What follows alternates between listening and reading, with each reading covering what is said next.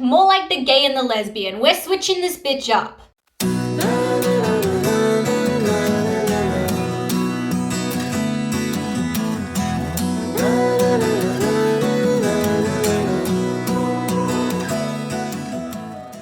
What's up, book nerds? I'm Lucky's Universe, and in this week's video, I'm going to be talking about the fiery pit of chaos trash that is A Court of Thorns and Roses. Now, before the ACOTAR fans come for me, I just want to point out that I'm not saying that this book or this series are objectively trash. I'm just saying that, in my opinion, based on my personal taste and my personal experience with books, that this book and this series is trash. And if you like it, I respect your choice.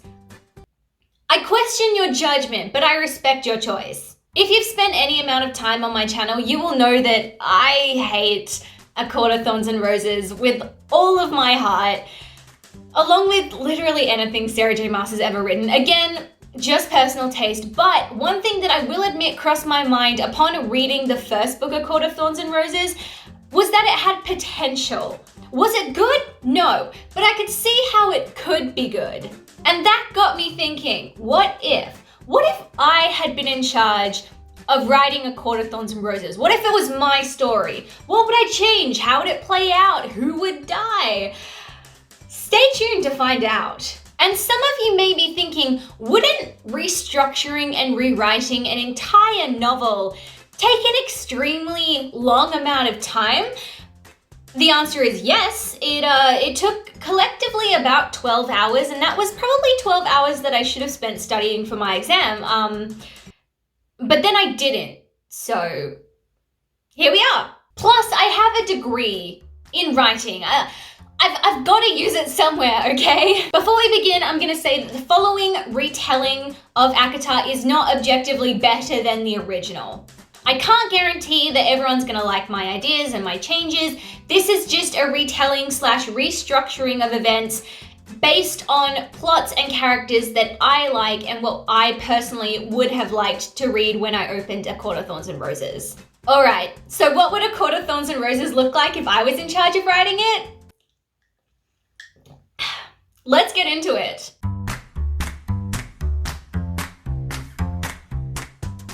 To make this video simpler, I have broken down the plot of A Court of Thorns and Roses into sections. If I attempted to retell the entire story in one video, it would take an unbearably long amount of time, and so I'm going to make this a video series split into sections, so one video per section, and this is section 1. The first section is where readers are introduced to Feyre and Feyre's family. We also have Feyre's first move that sparks the initial movement of the plot, which is when she shoots the fairy who's in wolf form, which triggers the love interest Tamlin to kidnap her, take her back to the fairy realm of Prythian, and then the section ends with Feyre realizing and accepting that living in Prythian with Tamlin is now her life forever. This is the first section of the story as originally written and plotted by the author. Now, what would I change? First of all, we need to address the elephant in the room.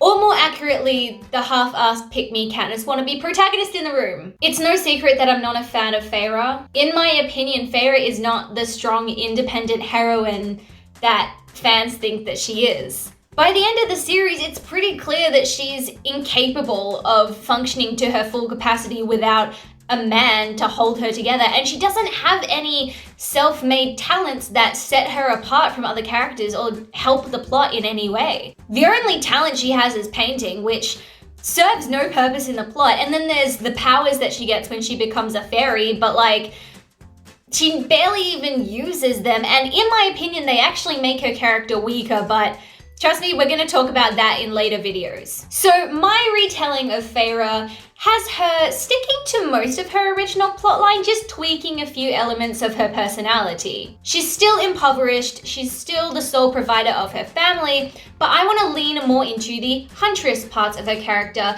that were alluded to in the book but just never fleshed out. In the beginning of the book, Feyre is written to be hunting with a bow and arrow, and then that bow and arrow ability just disappears for the rest of the story. If we want this new Feyre to appeal to Katniss Everdeen fans, or just readers who like protagonists to be skilled with weapons, we gotta carry this bow and arrow all the way through and use it in the plot.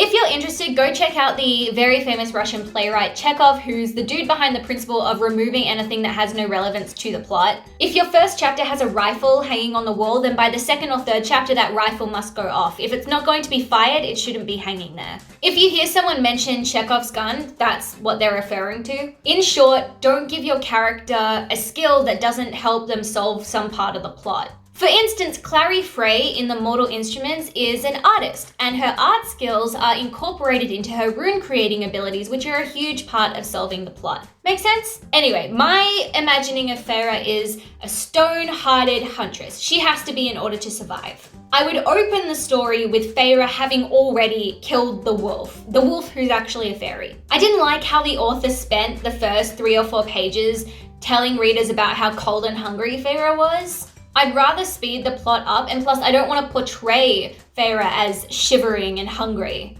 In my mind, if Feyre has been living in poverty for years, she's used to the cold and hunger by now. She saw a wolf, she killed it, no questions asked, zero sympathy for the wolf. This, in my opinion, gives readers the initial glimpse into Feyre's personality without 10 pages of exposition, and portrays Feyre as cold-hearted and unfeeling, which is more my style of protagonist.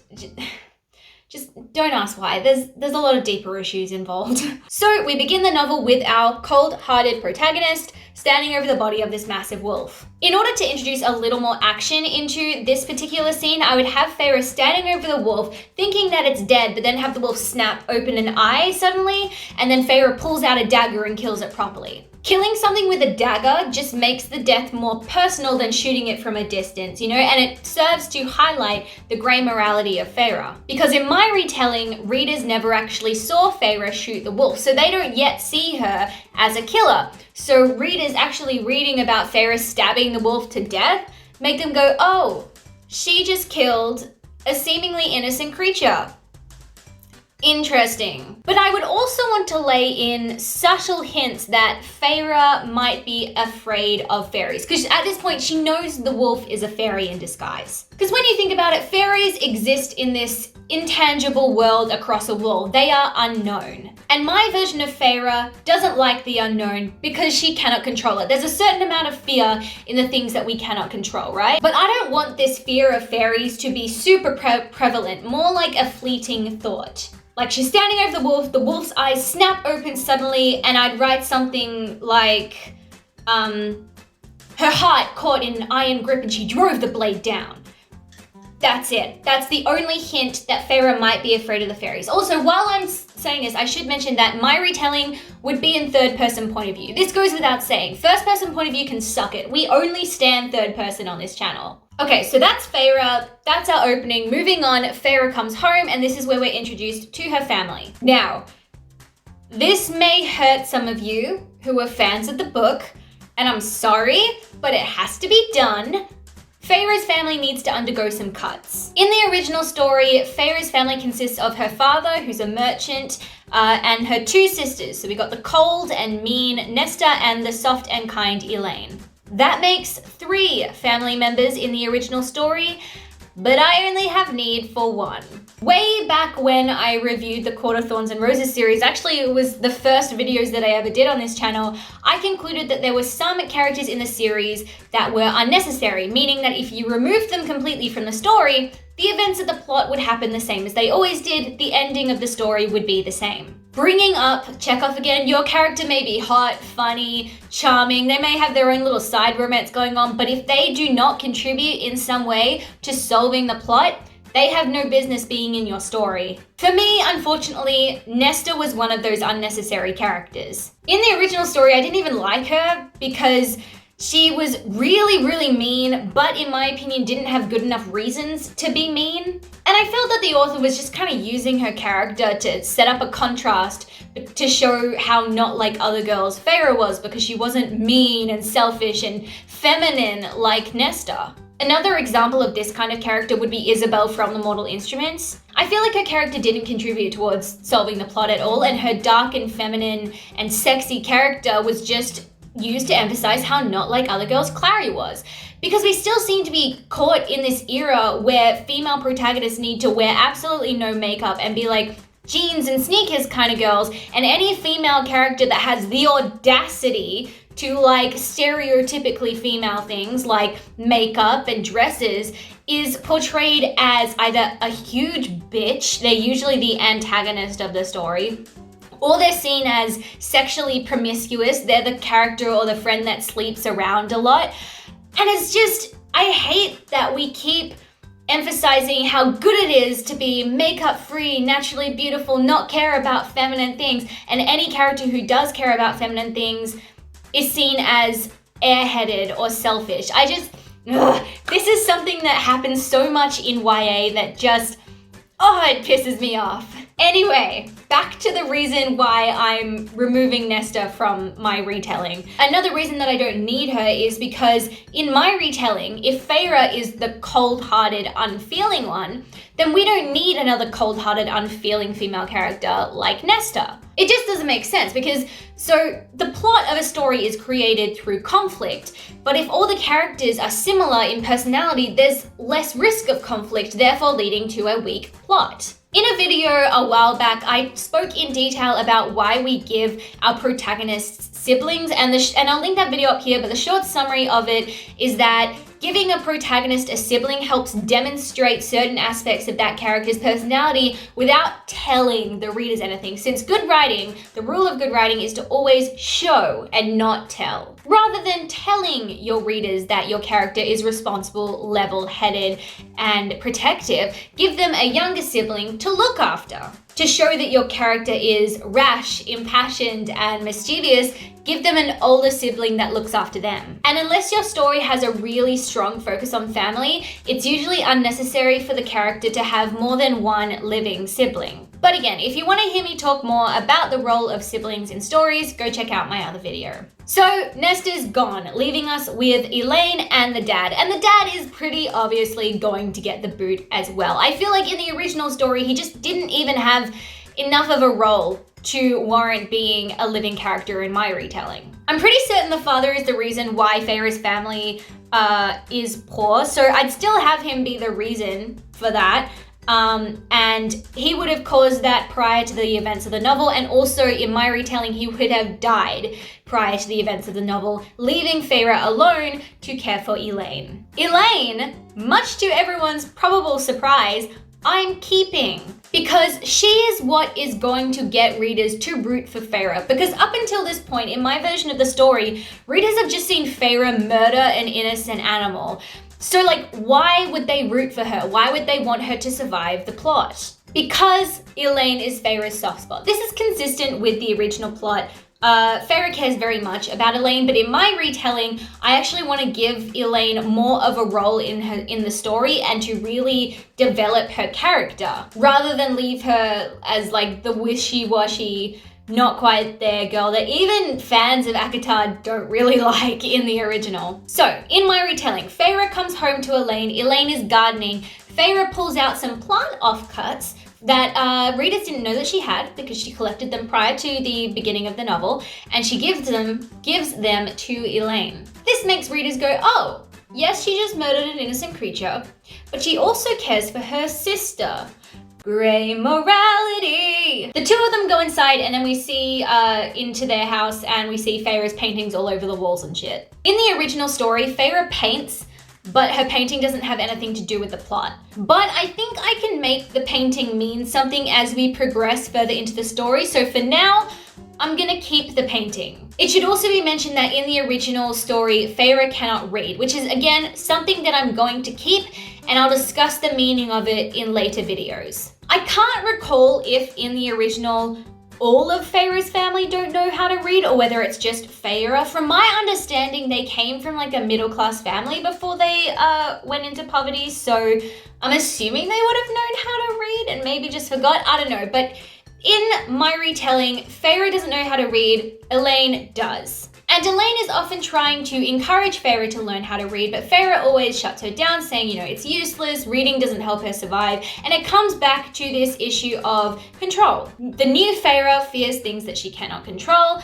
and she would have to relinquish control when it comes to reading. She'd have to admit weakness, be vulnerable, rely on her younger sister, and the new version of Feyre, that's a no-go. So anyway, I'd have this scene where this is Feyre chilling, painting, and Elaine is reading to her, and it's just a really quiet, calm, peaceful little scene before shit hits the fucking fan. In comes Tamlin, because he's obviously pissed that Feyre murdered his fairy friend. In the original story, Tamlin comes in as a wolf, like the one that Feyre killed. But this is something that I want to change because, again, it comes back to what I said about characters being too similar. Not only does it make for less conflict, it can also be boring. Readers have already seen a fairy in wolf form, so let's give them something else so we can demonstrate the broad range of magic that's at play here. The author in the original seems to apply a lion-like image to Tamlin, you know, like golden skin, golden hair, like you get the drill. So what if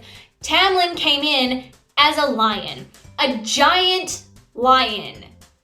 Sick as. Lion Tamlin bursts in, explains the situation, and then tries to kill Feyre as Feyre tries to protect Elaine. I want to have like a legit fight scene between Lion Tamlin and Feyre where it becomes clear that Feyre has zero combat training, but she will beat the shit out of this magic lion to protect her sister. Eventually, Lion Tamlin gets the upper hand on Feyre and is about to kill her and her sister, and then, in a last-ditch effort to save herself, Feyre asks Tamlin point blank what she has to do to make up for killing his friend. Now, ACOTAR fans will know that at this point, Tamlin has a lot of crazy shit going down back in the fairy realm of Prythian, things that the readers and Feyre don't yet know about. In the original story, Tamlin and his people are under a curse, and in order to break that curse, Tamlin has to find a human who killed a fairy out of hate and get that human to fall in love with him. This is the Beauty and the Beast part of the story. For now, I'm keeping that same curse with one alteration. The new version of the curse is, in order to break the curse, Tamlin has to find someone who killed a fairy out of hate and get that someone to fall in love with him, not specifically a human. That's the game changer here. So, at this point in my story, Lion Tamlin thinks that Feyre must be the person that he needs to fall in love with him to break the curse. But Lucky, didn't you say that in your retelling, Feyre didn't kill the fairy wolf out of hate, she did it out of fear? I know, but Lion Tamlin doesn't know that. He thinks Feyre killed his fairy friend out of hate, and so he thinks that he needs her to break the curse. Feyre doesn't know what's going on in Tamlin's head at this point, but she sees the change in him and she senses that he needs her for something, and so now she realizes that she can bargain with Tamlin. Tamlin states his terms. He wants Feyre to come and live with him in Prythian for the rest of her life in exchange for just not murdering her family. This is consistent with the original plot. However, my version of Feyre is doing a little bit of cost-benefit analysis with Tamlin's terms. Eventually she agrees, but with one condition. She will go and live with Tamlin for the rest of her life, but Elaine is coming with. In this new version of ACOTAR, Feyre can't leave Elaine alone, because, you know, like, well, I killed the rest of her family, so she probably would die on her own. Plus, I'm planning to give Elaine an actual role in the story, so we can't just leave her behind in the human realm because the rest of the story unfolds in Prythian, so she has to go. Eventually, Tamlin agrees and whisks the two away to the Spring Court in Prythian. Once at the Spring Court, we meet Lucien. Lucien is a fairy from the Autumn Court and is Tamlin's friend. He's another one of those unnecessary characters that doesn't have anything to do with the plot, but like Elaine, I saw his potential, I wanted to keep him in, so I'm going to try and give him more character and more of a role. In the original series, Lucien and Elaine are actually revealed to be mates, but I'm canning that idea because I hate it. And also because in my version of the story, Lucien, super gay. Elaine, raging lesbian. One of the things that I really hated about ACOTAR was the lack of diversity and then like the half-hearted bi character that was thrown in like 100 pages from the end of the series. So I want to incorporate more diversity into this new retelling. I would make it pretty clear from the beginning that Elaine likes girls and Lucien likes boys, and plot twist, Lucien and Tamlin are ex-lovers. In my retelling, they were never actually in a relationship, they were just friends with benefits. that naturally came to an end, and now they're just really good friends with a unique understanding of each other. However, I would have it slowly revealed that although Tamlin seems to have moved on romantically from Lucien, Lucien still has feelings for Tamlin, and that's why he displays such unwavering loyalty towards him. In order to flesh out Lucien and Elaine's characters a little bit more, I would also have them gradually develop a friendship with each other. They would bond over the shared experience of having to watch their two main character friends do stupid shit. I can just really see Lucien and Elaine having a super healthy, steady friendship. Beauty and the Beast, more like the gay and the lesbian. We're switching this bitch up. Much like in the original plot, after meeting Lucien, Feyre settles into the Spring Court, with the addition of Elaine in this retelling, and they both accept that this is going to be their life forever, and that is the end of section 1, where we're going to leave it. I hope you enjoyed part 1 of my video series, where I imagine what A Court of Thorns and Roses would be like if I had been in charge of writing it.